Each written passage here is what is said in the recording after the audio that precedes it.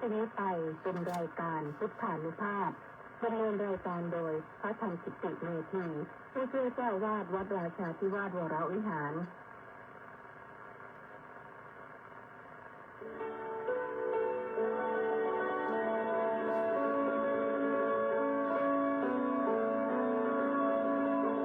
ได้เวลามาฟังพุทธานุภาพ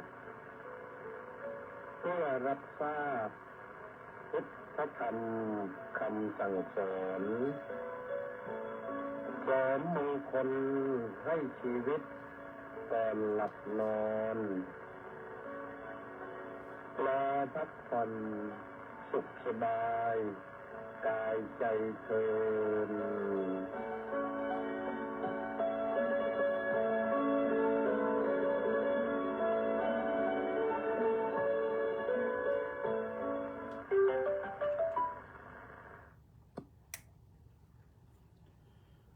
อะระหังสัมมาสัมพุทโธภะคะวาพุทธังภะคะวันตังอภิวะเทมิสวากขาโตภะคะวะตาธัมโมธัมมังนัมมัสสามิสุปฏิปันโนภะคะวะโตสาวกสังโฆสังฆังนะมามิขอถวายความนอบน้อมแด่พระรัตนตรัยขอคารวะพระเถรานุเถระเจริญสุขสวัสดีท่านสาธุชนผู้ฟังทุกท่านวันพุธที่เท่าไรล่ะ19พฤศจิกายนพระพุทธศักราช2568แรม14ค่ำเดือน12มาพบกับรายการพุทธานุภาพโดยพระธรรมกิติเมธีผู้ช่วยเจ้าอาวาสวัดราชาธิวาสวิหารเจ้าคณะภาค17 18ธรรมยุทธ์16ไม่เอาแล้วเจ้าคณะภาค17 18ธรรมยุทธ์ซึ่งรายการนี้ก็ฟังกันเป็นประจำวันจันทร์ถึงวันอาทิตย์3 ทุ่มถึง4 ทุ่มก็มาฟังกันทางสถานีวิทยุกองพลที่1รักษาพระองค์วิทยุเสียงธรรมจากชาวพุทธวิทยุพระพุทธศาสนาและสังคมที่นครศรีธรรมราชที่สุพรรณบุรีและเชียงใหม่พร้อมด้วย Facebook ไลฟ์ที่กิตติเมธีวันนี้มาบอกก่อนว่าพรุ่งนี้เป็นวันพระแรม15 ค่ำท่านทั้งหลายเป็นวันสิ้นนะสิ้นเดือน12แรม15 ค่ำเดือน12พรุ่งนี้เนี่ยหลังจากนั้นก็จะไปวันขึ้น1 ค่ำเดือนอ้ายนี่เดือนอ้ายเดือนยี่นี่อ้ายแล้วก็ยี่คือเดือน1 เดือน2ก็ติดตามฟังกันไปวันนี้ก็ฝนไม่ตกแต่อากาศเริ่มจะเย็นๆหนาวๆในกรุงเทพนี่ยัง20 กว่าองศาอยู่ไม่เหมือนทางภาคเหนือทางภาคอีสานส่วนภาคใต้นั้นเย็นเหมือนกันแต่เย็นน้ำฝนทราบข่าวว่าหนักอยู่ท่านรองศาสตราจารย์ดร.ช่วงโชติพันธุเวชไม่รู้ไปทำอะไรที่ ราชภัฏนครศรีธรรมราชคงจะไปประชุมหรือว่าเป็นกรรมการอะไรอยู่ที่นั่นด้วย เห็นถ่ายภาพส่งมาให้ดูอยู่ว่า ตกทั้งวันว่างั้นถึงตกเท่าไหร่ก็ไม่เปียกหรอกเพราะว่าอยู่ในห้องประชุมไม่รู้ตอนนี้บินกลับมาหรือยังปกติท่านก็เป็นนายกสภามหาวิทยาลัยอยู่ที่มหาวิทยาลัยราชภัฏยะลาเขาผมมีความรู้นี่ไปเป็นกรรมการโน้นกรรมการนี้เขาเชิญไปทั้งนั้นแหละไม่มีเวลาว่างหรอกนะอายุเลยแล้วเกษียณมาหลายปีแล้วกี่ปีแล้วก็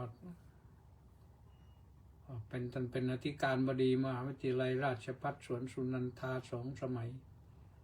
น่าจะเป็น10 ปีแล้วแหละหรือ10 ปีกว่าเกษียณมา ก็ยังสดใสดีอยู่ปกติถ้าอยู่ก็เข้าวัดมาทำวัดสวดมนต์ตอนเย็นเช้าบ้างเย็นบ้างช่วงก่อนนั้นก็มีจูงน้องหมาที่วิ่งออกกำลังกายพอจะทำวัดก็มีคนมารับ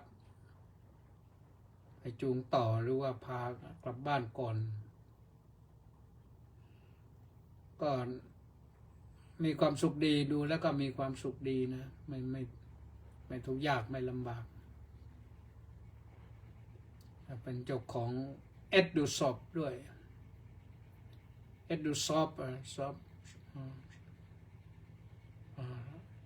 education ซอฟอะไรซอฟพาวเวอร์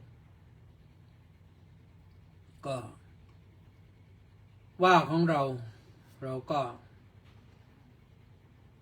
มีหน้าที่ที่จะต้องทำไปวันนี้อนุโมทนาบุญกับเฉลิมและอีก674 คนออนไลน์เข้ามาช่วงเปิดรายการสาธุนะนี่เคสมชายจันก็มาแล้วกราบนมัสการ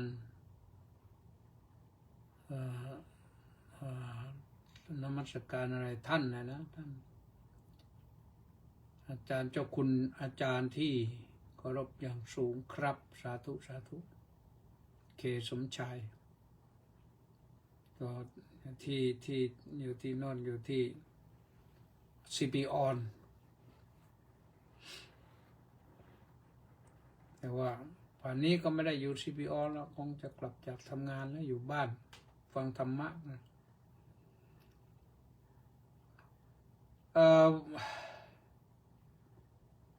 อยากเชิญชวนท่านสาธุชนทั้งหลายนะไปร่วมกันไหว้พระสวดมนต์เย็นๆเสร็จแล้วก็จะได้นั่งภาวนาถวายเป็นพระราชกุศลแด่สมเด็จพระนางเจ้าสิริกิติ์พระบรมราชินีนาถพระบรมราชชนนีพันปีหลวงซึ่งวัดต่างๆก็ทำกันอยู่วัดราชาของเราก็ทำทุกวันแหละนะแต่ไม่ใช่ทำเป็นกิจกรรมใหญ่เสริมเข้าไปที่ทำวัดพอทำวัดเย็นเสร็จก็ภาวนาเสร็จก็กรวดน้ำอุทิศส่วนบุญส่วนกุศลก่อนที่จะลาจากพระอุโบสถทุกวันนะยกเว้นวันพระนะถ้าเว้นวันพระนั่นไปที่ศาลาการประเรียนภาคเช้าก็มีแสดงพระธรรมเทศนาพรุ่งนี้นะที่ศาลาการประเรียนไปฟังมันเป็นบุญอยู่บุญจากการฟังบุญจากการสมาทานศีลก่อนแหละแล้วก็ คนจากกันสวดธรรมวัดเช้านะธรรมวัดเช้าก็9 โมงพอ9 โมงสัก40ก็บาศกบาสิกาอาราธนาศีลพระธรรมกถึกก็จะให้ศีลก่อนเป็นให้ศีลอุโบสถใครจะรับศีล5ก็ได้เสร็จจากให้ศีลก็จะแสดงพระธรรมเทศนาแสดงพระธรรมเทศนาเสร็จแล้วบางครั้งบางทีหลวงปู่ก็แถมให้พิเศษปรารภงานก็เชิญชวนนะนั้นภาคเช้าส่วนภาคบ่ายก็4 โมงเย็น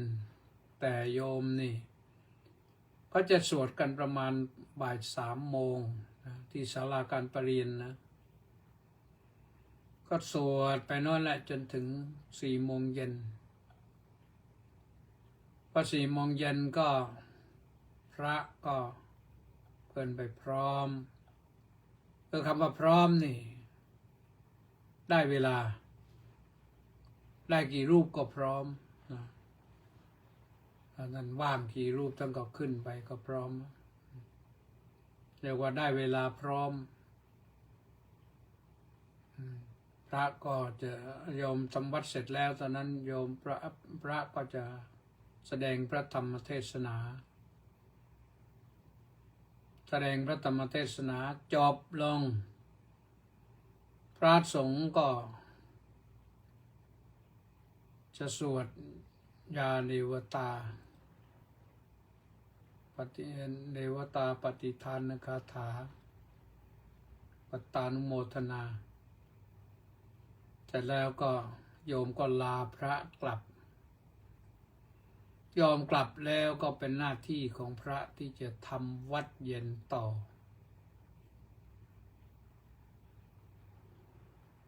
เสร็จแล้วโยมจะมีเวลาจะไปดูน้ำปริมริมแม่น้ำเจ้าพระยาก็ได้นะไม่รู้น้ำขึ้นสูงกี่โมงพรุ่งนี้น้ำยังปริมเลยฟังข่าวว่าน้ำเนี่ยเวลาขึ้นก็จะขึ้นสูงกว่าน้ำทะเลตั้งเกือบ2 เมตรนะ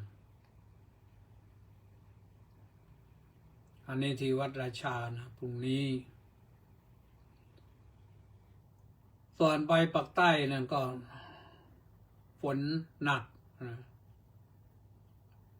ทราบข่าวแล้วก็หนักเอาการจริงๆทั้งฝั่งอ่าวไทยทั้งฝั่งอันดามันก็ทางภาคเหนือเชียงรายเชียงใหม่ลำพูนแม่ฮ่องสอนน่าน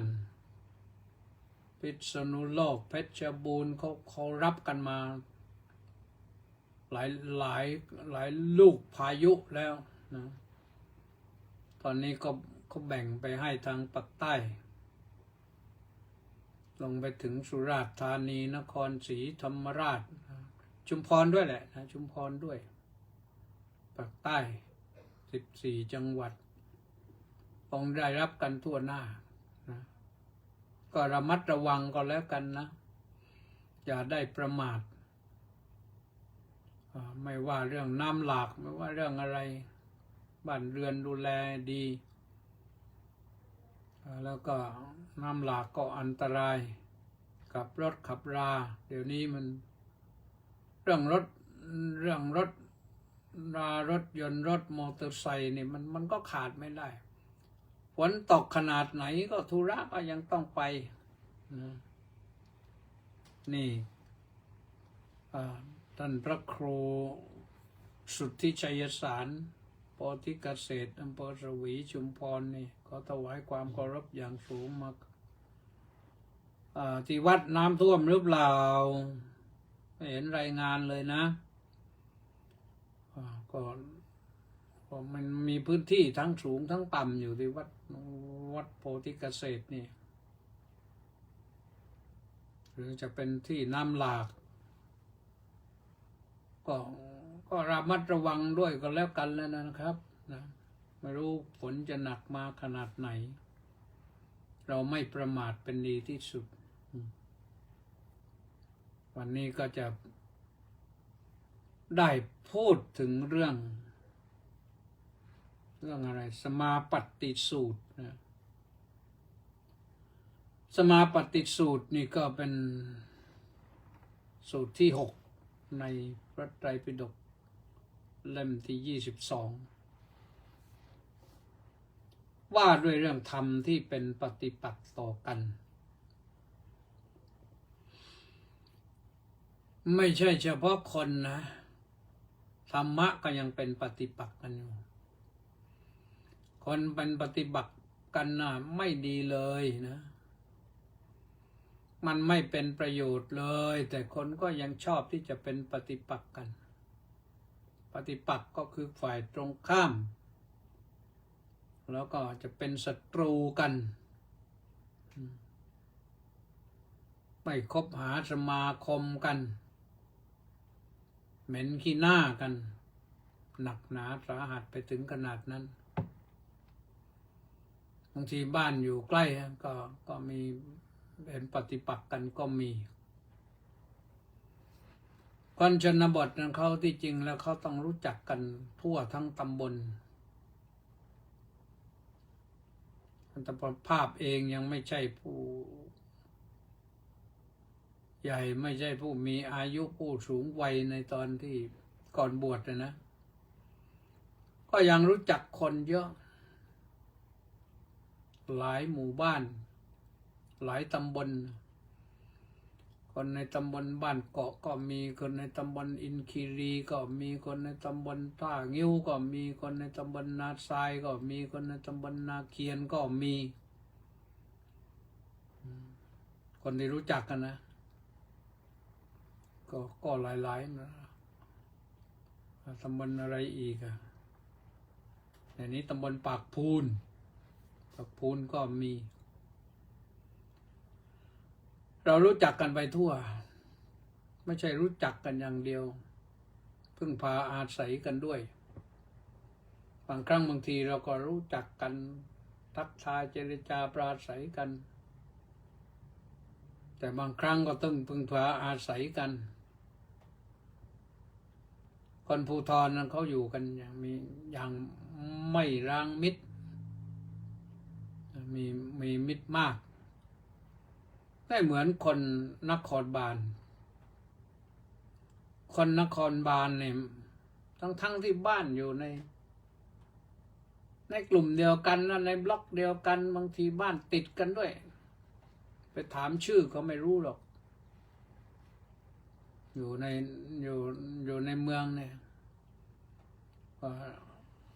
ห้องเช่าห้องแฟลตห้องอะไรต่างๆที่เขาอยู่กันเขาไม่รู้จักกันเนื่องจากว่ามีที่พึ่งรถยนต์โดยสารก็มีที่พึ่งมอเตอร์ไซค์บ้างพึ่งรถตุ๊กบ้างพึ่งแท็กซี่บ้างหรือไม่งั้นก็สร้างรถเองเจ็บไข้ได้ป่วยก็ไปโรงพยาบาลก็ถึงไปไม่ได้ก็โทรศัพท์กริ้งไปเรียกรถพยาบาลก็มารับเกิดอุบัติเหตุเพศภัยก็รถพยาบาลมีหน่วยกู้ภัยอะไรต่างๆมาบริการเดี๋ยวก็มาแววมาแล้วแหละเก็บขึ้นรถพาไปส่งโรงพยาบาลก่อนอันนั้นสภาพของคนเมืองหลวงคนนครบาลเพราะฉะนั้นเวลาเจ็บไข้ได้ป่วยนี่บางทีก็อยู่คนเดียวนะก็มีหลายครั้งแล้วได้ยินข่าวหลายครั้งแล้วในบ้านเรานี่ที่อยู่บ้านคนเดียวปรากฏว่าเสียชีวิตไปเป็นเดือนแล้ว ญาติหรือคนข้างบ้านถึงรู้เพราะเห็นปิดนานเกินไปบางทีก็มีกลิ่นส่งมาทำให้เกิดข้อสงสัยเข้าไปพิสูจน์อ้าวเจ้าของบ้านอยู่คนเดียวก็เสียชีวิตไปเสียแล้วอันนี้บ้านเรานี่ก็เป็นอย่างนี้มาหลายรายแล้วนะทั้งที่คนข้างบ้านก็ไม่ได้เป็นปฏิปักษ์อะไรกันนะแต่ว่าการคบหาสมาคมกันมันน้อยพึ่งพาอาศัยกันมันน้อยบ้านเราไม่เท่าไหร่ได้ยินข่าวมาว่าญี่ปุ่นนี่มากปีหนึ่งเป็น100นะที่คนนอนเสียชีวิตอยู่ในที่พักของตนเองบางทีหลายเดือนครึ่งเดือนเป็นปีไปก็มีเข้าไปพบนี่เหลือแต่ร่างแห้งๆแล้วนั่นคือสังคมผู้สูงวัยเราก็กำลังเข้าสู่สังคมผู้สูงวัยอาตมาภาพเองนี่รู้สึกอึดอัดใจนะที่เขาพูดกันมาตั้งนานแล้วกระยิมยิ้มย่องดีใจกันนักหรือที่เราจะได้เข้าสู่สังคมผู้สูงวัยนะดีใจกันนักหรือนึกอย่างนั้นนะที่จริงแล้วพระพุทธเจ้านั้นก็สอนแหละเราก็รู้สอนว่าไงสอนว่าการเกิดมันเป็นทุกข์การแก่เป็นทุกข์ความตายเป็นทุกข์การดับความเกิดจะได้มันดีแต่นั่นหมายถึงสอนให้ผู้ที่เห็นธรรมแล้วก็มุ่งหวังจะไปนิพพาน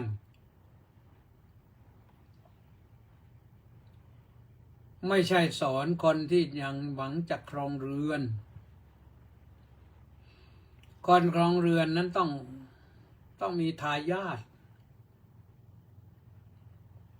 ว่าเรายังมีประเทศชาติเราก็ต้องมีทายาทไว้เราตายแล้วก็คนอื่นจะได้ดูแลประเทศชาติต่อไปแต่ว่าเราก็ไประดมสรรพกำลังในการสร้างโรงงานอุตสาหกรรมสร้างความเจริญถนนหนทาง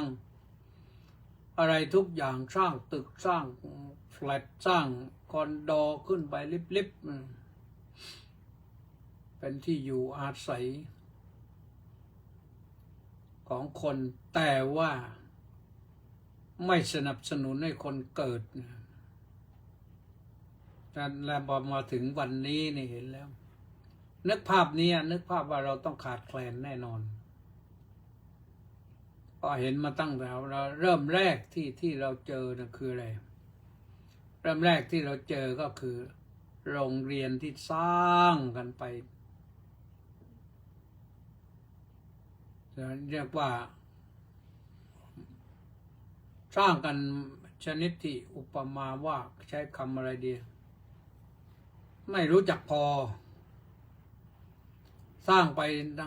ในขณะเดียวกันก็รณรงค์ให้คนมีลูกน้อยสร้างโรงเรียนเพิ่มแต่คนไม่มีลูกน้อยผลสุดท้ายคนก็เห็นด้วยก็ให้ก็คนลูกน้อยพอมีคนมีลูกน้อยโรงเรียนที่สร้างไปแล้วก็ร้างเลยต้องปิดไปเป็นหมื่นโรงแล้วก็ไม่รู้จะเอาใครมาเรียนที่นี้พอไม่รู้จะเอาใครมาเรียนเนี่ยมันมีผลกระทบคนไม่เรียนก็ไม่มีคนเรียนก็ไม่มีมหาวิทยาลัยก็คงจะต้องปิดตัวเองกันต่อไปนะมหาวิทยาลัยไหนที่ไม่เข้มแข็งก็ต้องยอมแพ้ไปแหละแรงงานก็ไม่มีโยมแรงงานไม่มีเห็นไหมนี่เราก็พัฒนาแบบเป็นปฏิปักษ์กันนะพัฒนาอย่างชนิดเป็นปฏิปักษ์ต่อชาติเหมือนกันนะพัฒนาอย่างหนึ่งแต่ว่าไปรีดอีกอย่างหนึ่งมันมีผลกระทบ ผลกระทบมาถึงศาสนาด้วยแต่นี้ก็บนเด็กๆที่จะบวชสามเณรก็น้อยเต็มทีผู้ใหญ่ก็ไม่มีเวลาว่างงานมันเยอะโยมก็ไม่ตกงานแล้วก็มีสิ่งโน้นสิ่งนี้ทำอะไรไม่มีใครสนใจให้ความสำคัญกับการบวชเนี่ยเพราะฉะนั้นวันก่อนพูดกับพระที่วัดเนี่ยนะในที่ประชุมพระบอกว่าเราต้องให้จำไว้นะว่าถ้าเรายังอยู่ในสภาพอย่างนี้ไม่มีพระเนนเข้ามาเนี่ย30 ปีวัดราชาธิวาสวิหารอาจจะร้างก็ได้ไม่ใช่วัดในภูธรนะเพราะแต่ละวัดเนี่ยไม่มีพระเหมือนกันนะแม้แต่บวชในพรรษาเดียวก็ยังไม่มีบวชนั้นยังมีอยู่เยอะนะบวชนอกพรรษาเนี่ยปีหนึ่งก็หลาย10 รูปแต่ว่า15 วันก็สึก15 วันก็สึกบังคับไว้15 วันเนี่ยมหาเถรสมาคมบังคับไว้ให้15 วันถึงจะบวชได้ก็เลยได้ตรงนั้นเลยนะนี่กำลังพูดถึงเรื่องสิ่งที่เป็นปฏิปักษ์ต่อกันนะมันปฏิปักษ์ต่อกันก็คือมันขัดแย้งกันสวนทางกันเราจะทำอย่างไรก็ได้ข่าวว่ากระทรวงสาธารณสุขก็เริ่มเห็นความสำคัญแล้วก็พยายามจะรณรงค์นี่ต่อไปนี่ใครมีลูกต้องเลี้ยงอย่างดีกี่คนก็ได้ใครขยันมีลูก4 คน5 คนก็เลี้ยงไปเลยไม่ต้องให้พ่อแม่ต้องเดือดร้อนเพิ่มเติมประชากรเดี๋ยวนี้เราทราบข่าวว่าตายมากกว่าเกิดแล้วคนไทยนี่ก็น่าห่วงนะตายมากกว่าเกิดก็อีก50 ปีประเทศไทยก็จะไม่ต้องมีประชากรหรือว่ากันชาวพุทธก็อาจจะหมดเกลี้ยงอันนี้ก็ว่ากันไปนะไม่ได้วิตกกังวลอะไรหรอกอาตมาอยู่ไม่นานแล้วอีกไม่เกิน50 ปีก็ตายแล้วแต่ว่าประเทศชาติยังต้องอยู่ต่อไปคู่โลกต่อไปมั้งนะนั้นต้องดูสำหรับธรรมะที่พระองค์ตรัสว่าเป็นปฏิปักษ์ต่อกันเนี่ยตัดไว้ว่าดูก่อนภิกษุทั้งหลายการถึงอกุศลย่อมไม่มีตลอดเวลาที่ศรัทธาในกุศลธรรมยังตั้งมั่นอยู่แต่เมื่อใดศรัทธาเสื่อมหายไป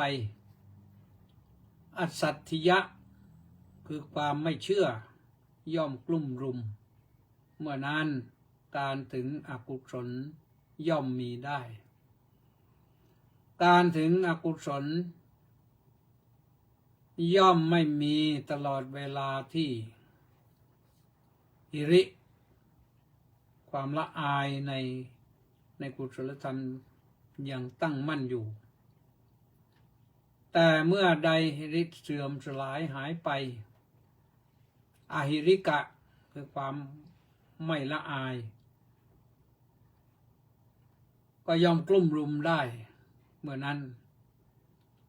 การถึงอกุศลย่อมมีการถึง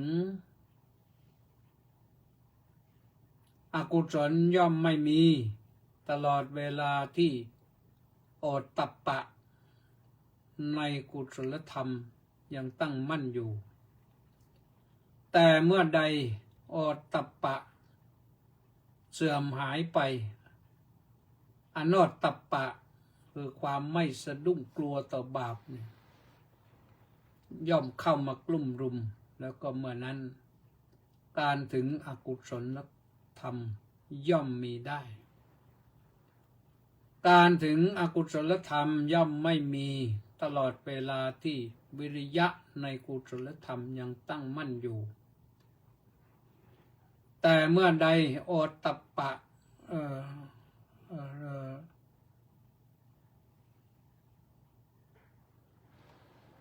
ตรงนี้น่าจะผิดนะ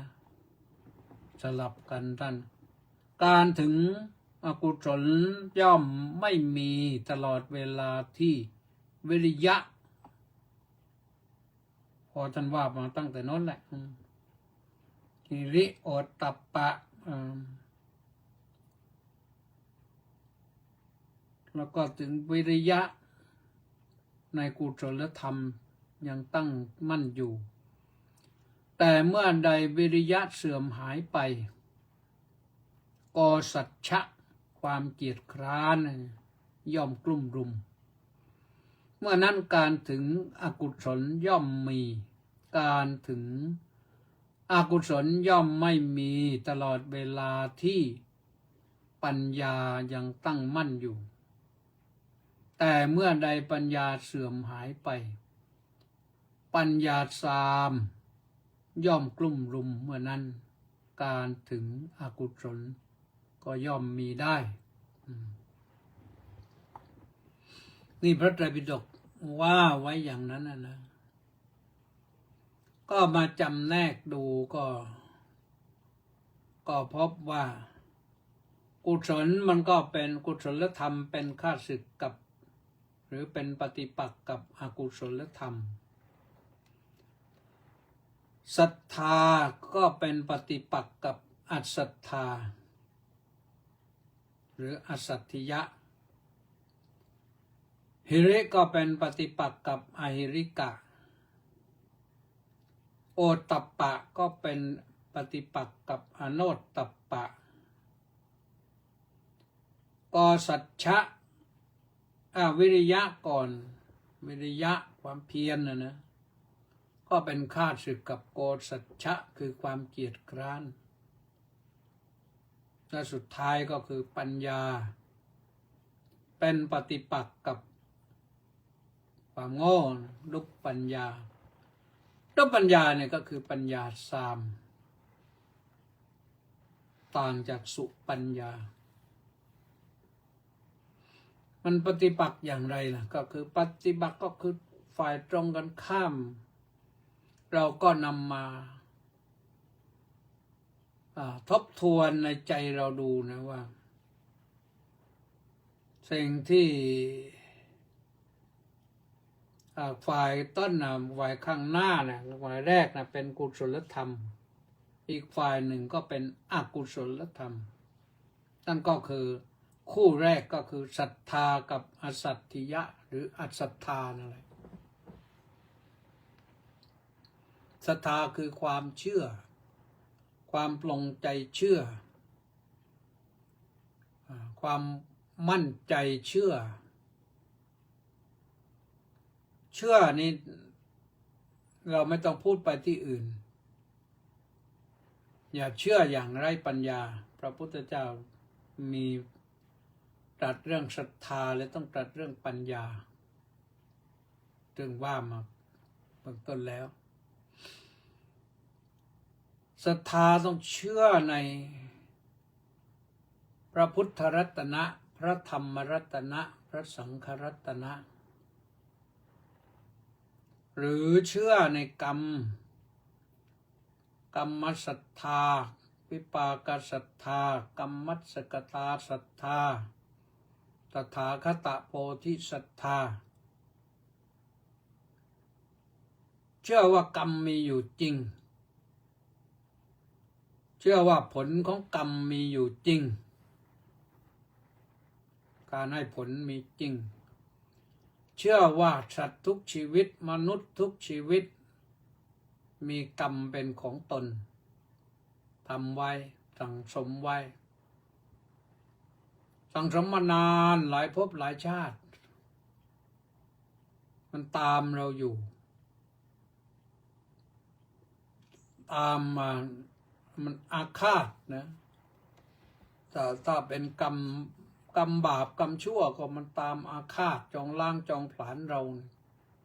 เนี่ยมาเป็นปฏิปักษ์กับเราอย่างเนี้ยแต่ถ้ากรรมดี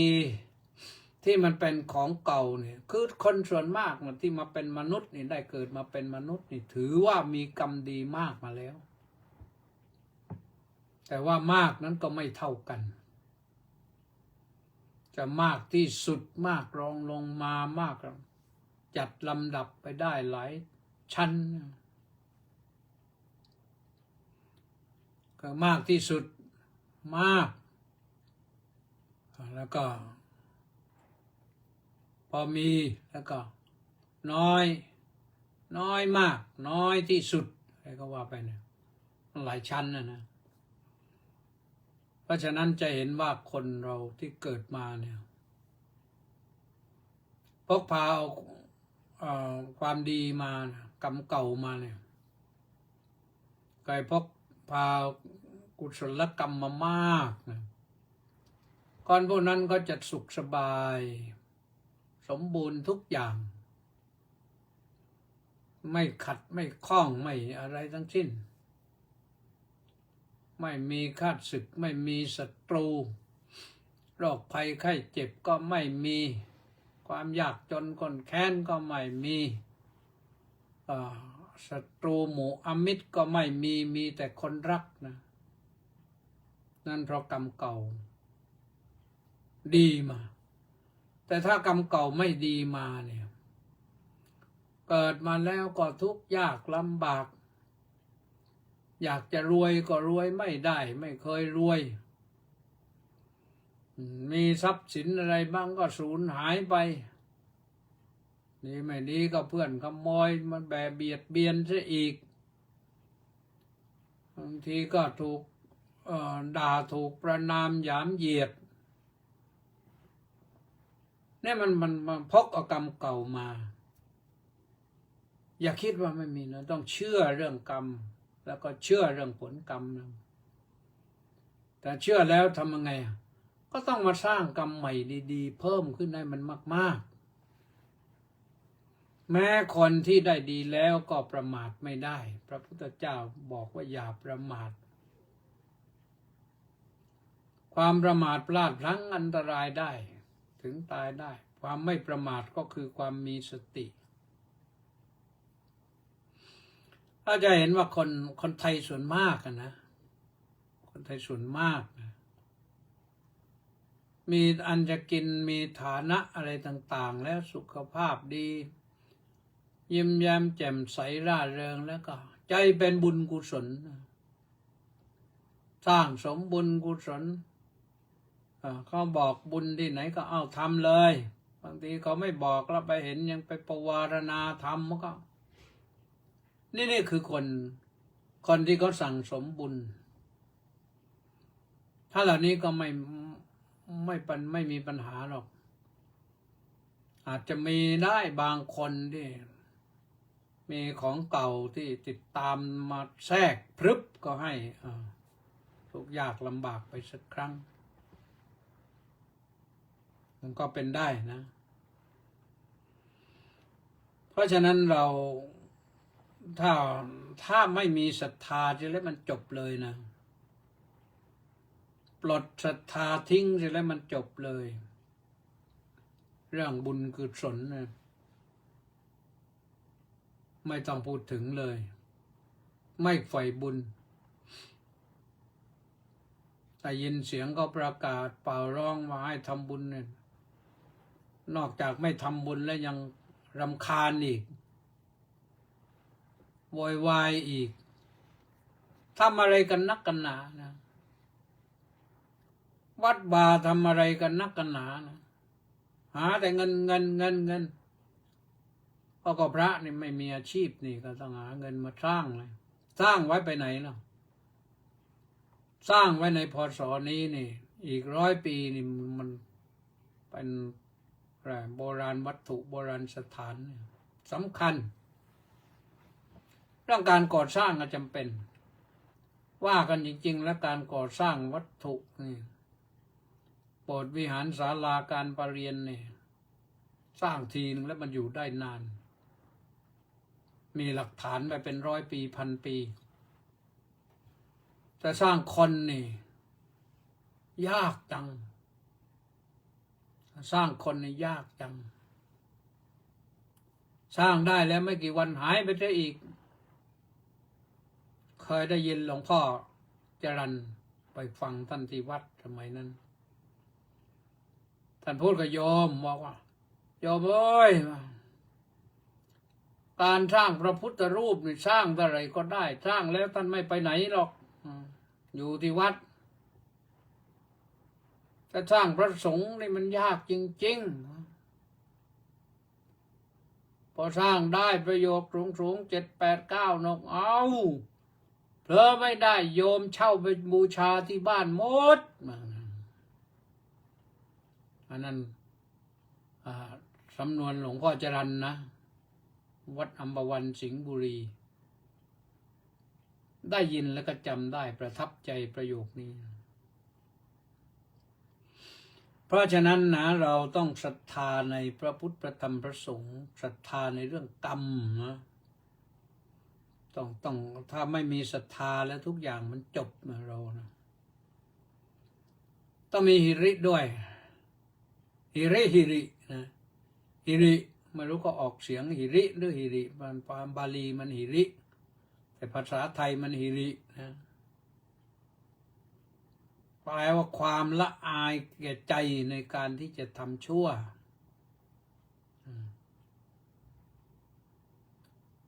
นี่เป็นกุศลธรรมถ้าเป็นฝ่ายอหิริกะก็เป็นอกุศลธรรมคือไม่ละอายทำชั่วหน้าไม่อายชั่วหลายอย่างนะชั่วบาปนั่นแหละทำชั่วมันเป็นบาปนั่นแหละก็มีหลายๆกรณีไม่อยากจะยกตัวอย่างนะโยมก็เห็นอยู่แล้วว่าในสังคมไทยเรามันก็มีอยู่คนพวกนี้ความไม่ละอายนี่เอากันว่ามาจับปลาในคูวัดเนี่ยไม่รู้ว่าไปทำอะไรจับอย่างหน้าไม่อายนะมี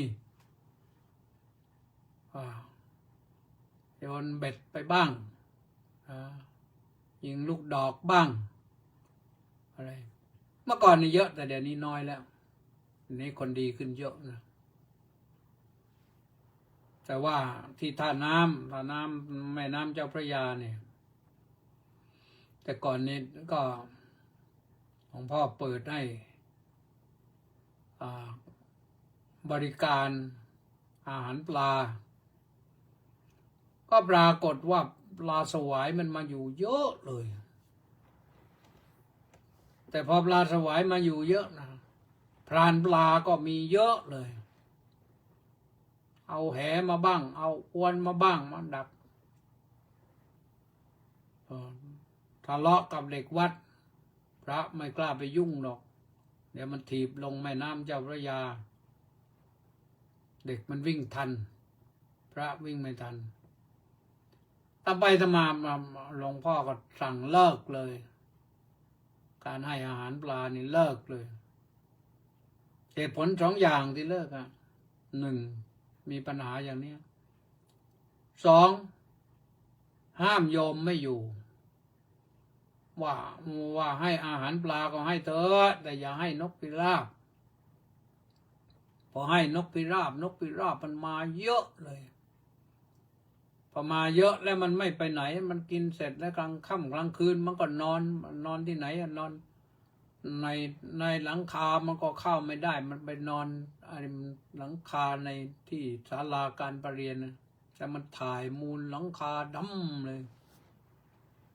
หลวงพ่อบอกว่าเลิกทั้งนั้นเลิกห้ามโยมไม่ได้ก็เลยเลิกตู้บริการอาหารปลาเลยจบเลยแต่หลังคาก็ยังดำอยู่แหละยังไม่มีใครช่วยขึ้นไป ขัดสีชวีวันให้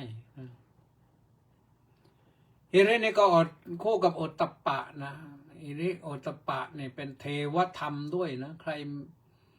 มีความละอายชั่วใครมีความกลัวบาป100%นี่รับประกันให้ว่าท่านเป็นเทวดาแล้วนะยังไม่เสียชีวิตก็เป็นเทวดาเดินดินคนอายชั่วกลัวบาปเนี่ยลาโลกนี้ไปแล้วก็ไปเป็นเทวดาแน่นอนเทวดาก็อยู่บนสวรรค์นะสุขสบายมีทิพยสมบัติทิพยวิมานบริการนะอหิริกะก็คือไม่ละอายอโนตตัปปะก็คือไม่กลัวบาปพวกไม่กลัวบาปเขาทำกันก็ชื่นชมเขาเหมือนกันนะว่าคนเหล่านี้ไม่กลัวบาปแน่จริงนะอีกข้อหนึ่งวิริยะความบากบั่นความภาคเพียรความกล้าหาญที่จะสู้กับปัญหาอุปสรรคจะผ่านไปได้ก็เป็นปฏิปักษ์กับโกสัจฉะโกสัจฉะคือความเกียจคร้านความเกียจคร้านเนี่ยไม่พาให้ใครเจริญได้เลยนะมีจะไปพบกับความอัปยศอดสูความยากจนขยันไว้โยมวิริยะไว้ขยันนั่นต้องขยันอย่างสุดท้ายนี่ทั้ง4ประการข้างต้นนะทั้งศรัทธาทั้งหิริทั้งโอตตัปปะทั้งวิริยะเนี่ยต้องใช้ปัญญาอย่าเอาความโง่มาปฏิบัตินะอย่าศรัทธาแบบโง่อย่าละอายชั่วแบบโง่อย่ากลัวบาปแบบโง่อย่าขยันแบบโง่ต้องแม้ปัญญาก็อย่าปัญญาอย่างอะไรปัญญาอย่างทุพปัญญาเป็นปัญญาเรียกว่าใช้คำว่าอะไรนะปัญญาเสื่อมปัญญาพาไปสู่ความเสื่อมนะคือทำไปผิดอ่ะใช้ปัญญาหาเรื่องให้ตัวเองเดือดร้อนอย่างนี้ก็ไม่ดีนะอันนี้แหละทำที่เป็นฆาตศึกกันทำที่เป็นปฏิปักษ์ต่อกัน5 คู่โยมก็คงพอจำได้นะอันนี้เป็นเรื่องสำคัญถ้าเรานำมาปฏิบัติได้อย่างมีสติเรามีสติตลอดนี่มันป้องกันภัยพิบัติต่างๆได้เยอะเลยป้องกันความเสื่อมเสียป้องกันความอะไรความโง่ความอะไรต่างๆนะความหน้าด้านป้องกันความเกียจคร้านทำได้หมดเลยนะเพราะฉะนั้นก็ขอฝากไว้นะทำ5 ประการนี้ลองปฏิบัติดูปกติมันมีอยู่ในวิถีชีวิตของเราอยู่แล้ว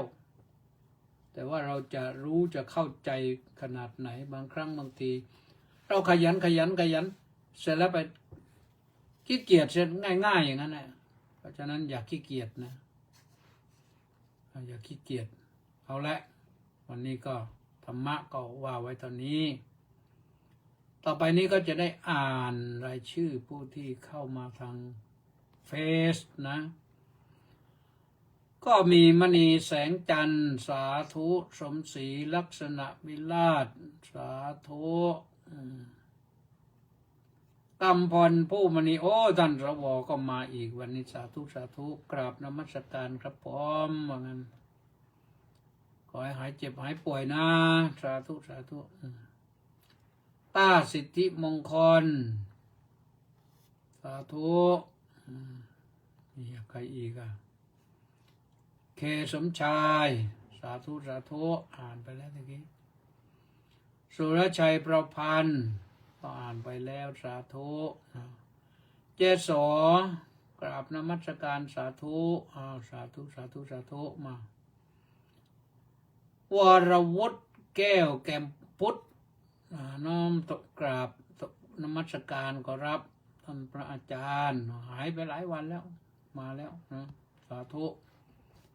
ป้าจ่ายจินดามาจากพังงาฝนตกมากไหมป้าจ่ายพังงาเนี่ยเขาว่าฝนจะตกหนักเหมือนกันนะน้อมกราบนมัสการน้อมกราบสาธุสาธุสาธุเจ้าค่ะมีอะไรใครอีกพัชระสมมาตรกราบนมัสการครับพร้อมสาธุสริปงเตสะบำรุงสาธุครับพระอาจารย์อนุโมทนาสาธุนะกิมอินบุญท่านก็มากราบนมัสการเจ้าค่ะสาธุสาธุสาธุสาธุเจ้าค่ะสาธุกำรอนแยมเยื่อนก็บอกว่ากราบตักยามเช้ากราบเท้ายามเย็นก็รับพระเดชพระคุณท่านเจ้าคุณอาจารย์สาธุมาจากโน่นแหละจอร์เจียโน่นแหละหรือว่ากำลังเดินทางก็ไม่รู้ประสานเรืองดิตก็อนุโมทนาสาธุนะเจษราพรหมมาศก็มาสาธุสาธุสาธุค่ะสาธุอีกไหมพรพิมลฉัตรประการโอ้โยมพรพิมลเจอกันทางนี้นะโยมนะยังไม่เจอตัวจริงแต่ว่าเจอกันบ่อยนะสาธุสาธุนี่เป็น FC ไปแล้วนะน้อมกราบเนาะสาธุเจ้าค่ะชูชาติซึ่งจิตเจริญกราบนมัสการท่านเจ้าคุณอาจารย์ด้วยความเคารพอย่างสูงสาธุสาธุรังสรรค์เพชรแก้วรังสรรค์ก็มาจากเวอร์จิเนียโน่นกราบพระเดชพระคุณด้วยความเคารพครับกระป๋อมสาธุนะพระครูอะไรแล้วไม่รู้พระครูรังสรรค์อะไรกันนะและวันนี้ก็จะหมดเวลาพอดีนะอ่านมาได้หมดเวลาพอดีในที่สุดนี้ก็ขอสิทธมัตตุสิทธมัตตุสิทธมัตตุอิดังบาลังเอตัสมิงรัตนตยสมิงสัมปสาดนาเจตโสสัพพโรกวินิมุตโตสัพพสันตาปวัชชิโตสัพพเวรามติกันโตนิพุตโตจตุวังภวะสปิติโยวิวัชชันตุสัพพโรโกวินัสตุมาเตภวะตวันตรายโยสุขีดีคายุโกภวะอภิวาทนาสิริสานิจังวุฒาปจายโนจัตตารโอธรรมาวัฏันติอายุวันโนสุขังพระลังพบกันใหม่วันพรุ่งนี้สวัสดี